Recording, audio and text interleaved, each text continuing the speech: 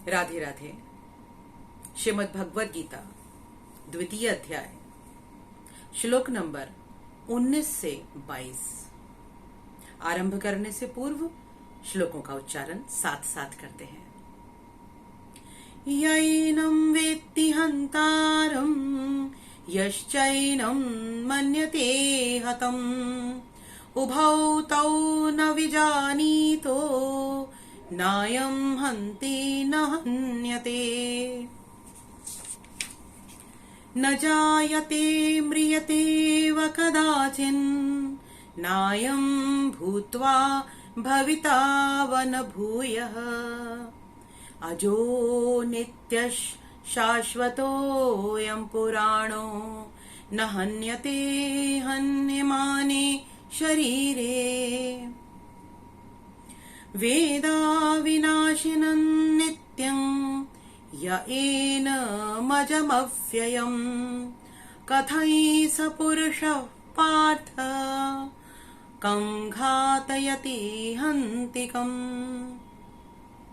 वासांसि जीर्णानि यथा विहाय नवानि गृह्णाति नरोपराणि तथा शरीराणि विहाय जीर्णान् अन्यानि संयाति नवानि देहि।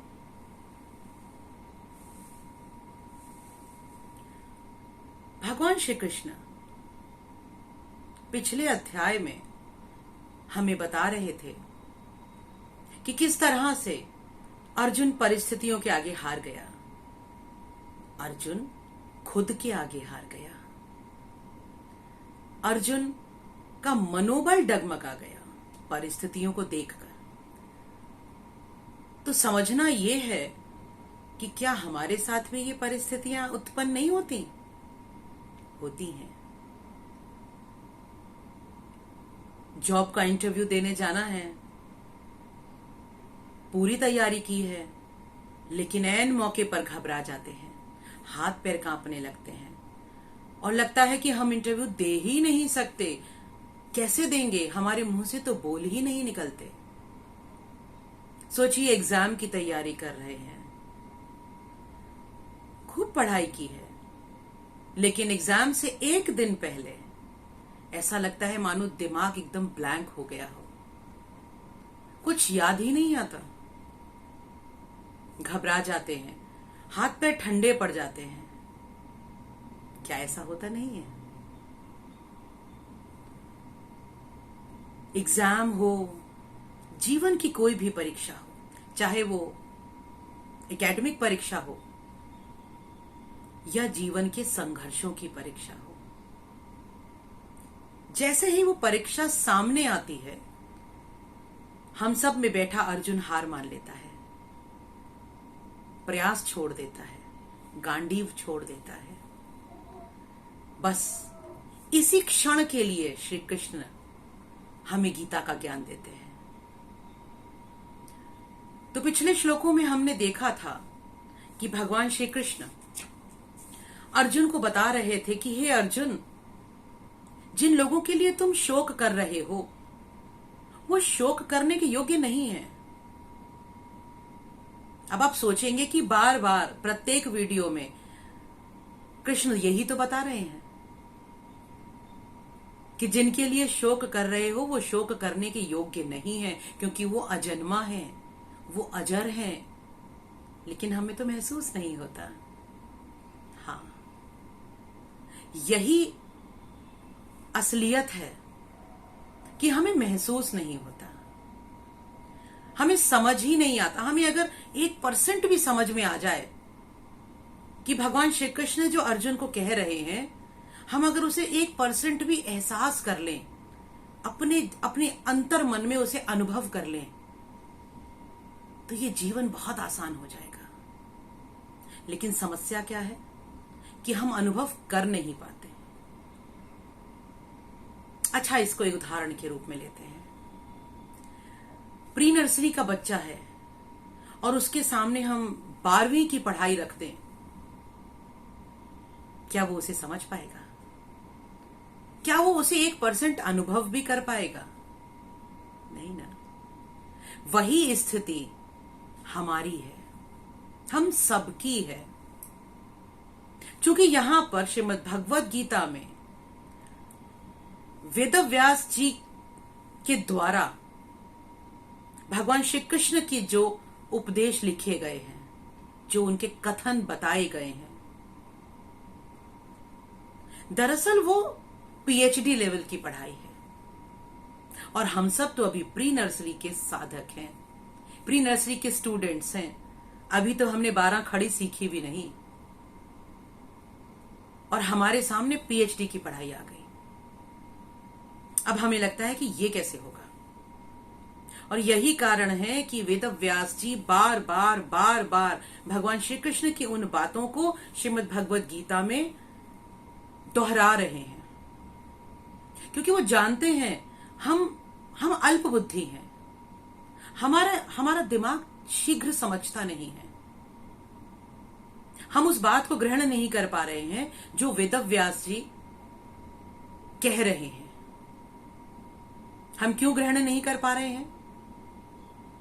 क्योंकि हमारे दिमाग को इतने उच्च स्तर की शिक्षा की आदत नहीं है।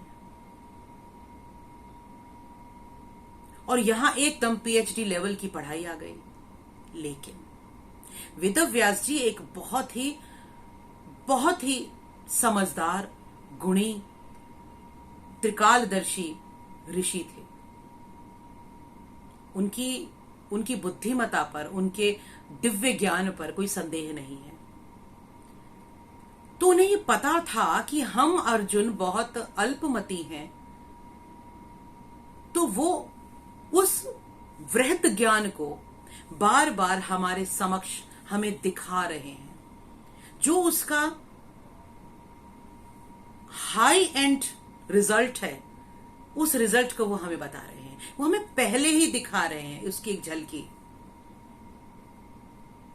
कि इसे समझो और ये हाई एंड रिजल्ट है, आप इसे प्राप्त कर पाओगे। तो जब हाई एंड रिजल्ट हमें दिखाई देता है, हमें वो अवार्ड दिखाई देता है कि हमें क्या लेना है, तब हम संकल्प करते हैं, दृढ़ संकल्पित होते हैं और फिर उस दिशा में प्रयास करते हैं। ये हम मनुष्यों का स्वभाव है। लालची है ना, तो जब तक हमें कोई लोभ दिखाई नहीं देता तब तक हम आगे नहीं बढ़ते। तो यहां भगवान श्री कृष्ण की वाणी को वेद व्यास जी शब्द देते हुए बता रहे हैं कि जो हम सबके शरीर में आत्मा है, जिससे हम अनभिज्ञ हैं, उसको समझो, उसे जानो। तो उसी के विषय में समझाते हुए आगे कहते हैं भगवान श्री कृष्ण कि हे अर्जुन, यन एनम वेत्ति हंतारम, जो भी व्यक्ति ये समझता है कि मैं इन्हें मारने वाला हूं या मैं इस आत्मा को नष्ट कर सकता हूं, या जो ये सोचता है कि ये मुझे मार सकते हैं, यानी सामने वाला जो व्यक्ति है, जो आत्मा है, वो मुझे मार सकती है। उभौ तो न विजानीतो, वो दोनों ही नहीं जानते। क्या नहीं जानते? नायम हंति न हंतारम, ना ये आत्मा किसी को मारती है और ना ये आत्मा किसी के द्वारा मारी जाती है। अब आप कहेंगे आत्मा की बात कहां से आई? क्योंकि यहां पर शुरुआत में ही भगवान श्री कृष्ण समझा रहे हैं कि हे अर्जुन, ना तुम और ना मैं सिर्फ इसी काल में है। हम पहले भी थे, हम आगे के काल में भी हैं। इसी तरह से ये सब जो हमारे सामने परिस्थितियां हैं, ये जो युद्ध में खड़े हुए कौरव हैं, जो भीष्म हैं, जो द्रोण हैं, जो सगे संबंधी हैं, ये सदैव सदा हर काल में रहे हैं। ये भूतकाल में भी थे, ये भविष्य में भी होंगे, क्योंकि इनके शरीरों के अंदर स्थित जो आत्मा है वो अजन्मा है, वो अजर है, वो अविनाशी है, वो समाप्त नहीं होती है। तो आगे समझाते हुए वो कहते हैं, न जायते म्रियते न कदाचन, ये जो आत्मा है अर्जुन, इसकी मृत्यु नहीं होती है और ना ही ये आत्मा पुनः जन्म लेती है। ये बहुत गहन बात है। हम सोचिए, जन्म और मृत्यु तो शरीर की होती है।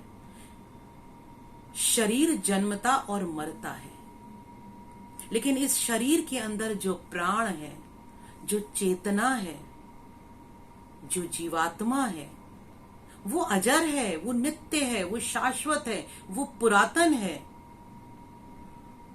वो इस शरीर के खत्म होने पर भी मरती नहीं है।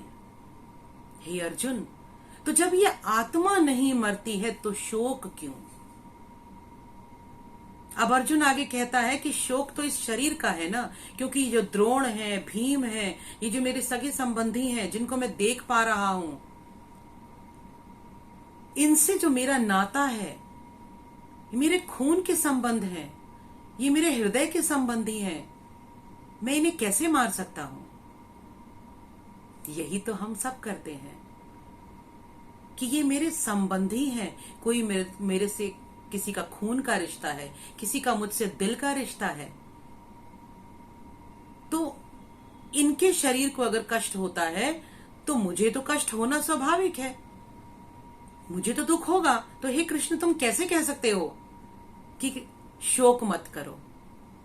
तब कृष्ण आगे समझाते हैं कि हे अर्जुन, तुम क्यों नहीं समझ रहे कि वासांसि जीर्णानि यथा विहाय।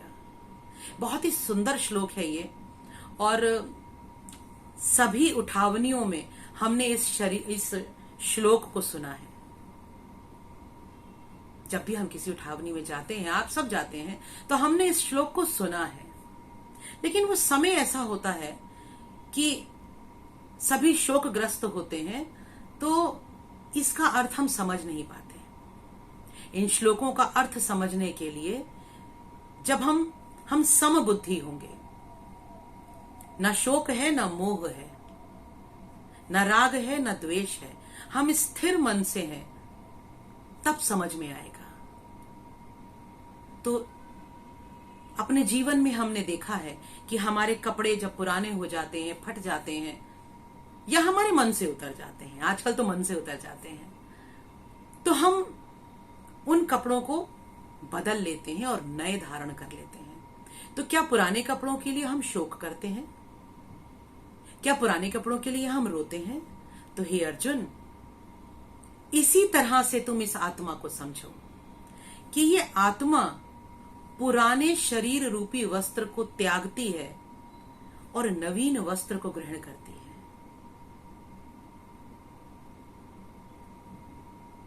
इसी तरह से यही अर्थ है कि एक शरीर को छोड़ती है और दूसरे शरीर को ग्रहण करती है। तो जब हम पुराने वस्त्र छोड़ते समय उसका शोक नहीं करते, तो पुराना शरीर छोड़ते समय उसका शोक क्यों? क्योंकि जिस तरह से ये सच्चाई है कि वस्त्र पुराने होंगे, क्योंकि कहते हैं जिसका जन्म हुआ है उसकी मृत्यु अवश्य होगी, अवश्यंभावी है। तो वस्त्रों को हमने बनाया है, उनका आविष्कार किया है, वो मानव द्वारा निर्मित हैं, तो वो अवश्य पुराने होंगे। लेकिन जो आत्मा है वो उस परम पिता परमात्मा का अंश है, जो हम सब में है, आप में है, मुझ में है। और जैसे सोने का एक छोटा सा टुकड़ा भी सोने के सभी गुणों को ग्रहण लिए हुए होता है, या पानी की एक बूंद में नदी के सभी गुणों का समावेश होता है। हम सबके घर में गंगा जल होता है, गंगा नदी तो नहीं ले आते ना हम अपने यहाँ, तो बोतल में रखे हुए गंगा जल में भी वही सब गुण होते हैं जो कल कल बहती मां गंगा में होते हैं। इसी तरह से जो वो परम पिता परमात्मा है, जो अजर है, जो अविनाशी है, जो शाश्वत है, हम उसी के अंश हैं। तो जब कल कल बहती गंगा मैया का एक बूंद भी मां गंगा जितना पवित्र है, तो उस परम पिता परमात्मा का जो अंश हम सब के अंदर विद्यमान है, क्या उसमें वो सभी गुण नहीं होंगे? लॉजिक है। ये सिर्फ सुनी सुनाई बात नहीं है, ये विज्ञान आधारित बात है। जिस तरह से जल में, बर्फ में जल के सारे गुण होते हैं, जिस तरह से सोने के एक कण में सोने के सारे गुण होते हैं, जिस तरह से मिट्टी के बर्तनों में मिट्टी के सारे गुण होते हैं, जिस तरह से पानी की एक बूंद में पूरा सागर समाया हुआ होता है, उसी तरह से हम सब के अंतर्मन में विद्यमान परम पिता परमात्मा का वो अंश हम सबको अजर, अमर, अविनाशी बनाता है। आवश्यकता है उसे महसूस करने की। महसूस करने के लिए हमें क्या करना होगा? जो योगी हमें बता गए हैं, ध्यान की पद्धति। जब तक हम सभी बाह्य परिस्थितियों से निर्विकार होते हुए कुछ पल के लिए भी ध्यान मुद्रा में नहीं बैठेंगे, ध्यान अवस्था में नहीं बैठेंगे, तब तक हमें एहसास नहीं होगा कि इस शरीर के अंदर वो परमपिता परमात्मा की शक्ति किस तरह से हर पल हर क्षण रोम रोम में रम रही है। तो आज की इस वीडियो में जो एक महत्वपूर्ण बात मैं कहने जा रही हूं, ईश्वरीय प्रेरणा ने वो मेरे मुख से निकलवाई है। ध्यान करना अत्यंत आवश्यक है और हम सब ध्यान नहीं करना चाहते। हमें लगता है कि योग करना ही ध्यान है। आजकल का जो योगा है हम उसे ही ध्यान मानते हैं। नहीं, जो योगा है वो सिर्फ शारीरिक क्रियाएं हैं, वो ध्यान नहीं है। जैसे पीटी की जाती है, स्कूल में बच्चे पीटी करते हैं, उसी तरह से वो योग आप करते हैं जो शारीरिक क्रियाएं हैं। इसके संदर्भ में भी श्रीमद् भगवद गीता में आगे बात कही गई है, अष्टांग योग के बारे में बताया गया है। लेकिन जो योग आप और हम कर रहे हैं, उससे आपको अपने अंतर में विराजित उस परमात्मा का अंश मात्र भी अनुभव नहीं हो पाएगा। उस सच्चिदानंद स्वरूप परमात्मा को अपने अंतर्मन में अनुभव करने के लिए बहुत आवश्यक है कि चाहे दिन में 5 मिनट ही सही, लेकिन ध्यान में अवश्य बैठें। इस पर भी एक वीडियो बनाएंगे कि ध्यान कैसे करें। लेकिन अभी जो बात है कि अगर हमें अपने अंतर्मन में स्थित उस परमात्मा का जरा भी अनुभव होने लगता है, तो फिर शोक और मोह नहीं होगा। कैसे नहीं होगा, इसके संदर्भ में बात करेंगे अगले वीडियो में। तब तक के लिए सबसे निवेदन है कि अगर आपने सब्सक्राइब नहीं किया है इस चैनल को, तो आप भी सब्सक्राइब करें। और गीता ज्ञान को दूसरों तक पहुंचाने के लिए ये बहुत जरूरी है कि आप इस चैनल को शेयर करें और अपने इष्ट मित्रों से भी सब्सक्राइब कराएं। राधे राधे।